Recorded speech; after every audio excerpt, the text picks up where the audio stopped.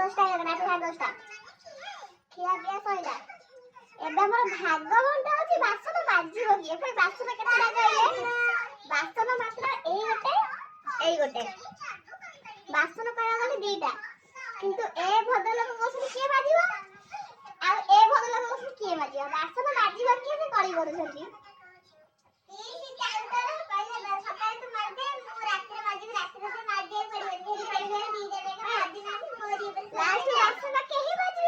ବାସନ ମାଜିବି ମୁଁ, ଯେହେତୁ ମୁଁ ଆଇଛି କୁଣିଆ ଘର, ମତେ ବାସନ ମଜେଇବେ।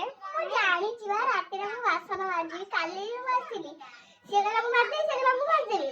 ଗୋଟେ ଏ ଚାଲାକି କଣ କଲା, ଗାଧୋଇ ପଳେଇ ଆସିଲା। ସେ ଚାଲାକିଆ ଗଲେ ପାଣି ବୋତଲ ନେଇ ପଳେଇଲେ, ମୁଁ ଗଲି ବାସନ ମାଜିଲି। ଆଉ ତମାନେ କୁହ ତ ବାସନ ମାଜିବ କିଏ? ମାଉସୀ ମାଜିବ ନା ମାଉସୀ ଝିଆରୀ ମାଜିବ ନା ମୁଁ ମାଜିବି? ତମେ ମୋଟି ମାଜିବ।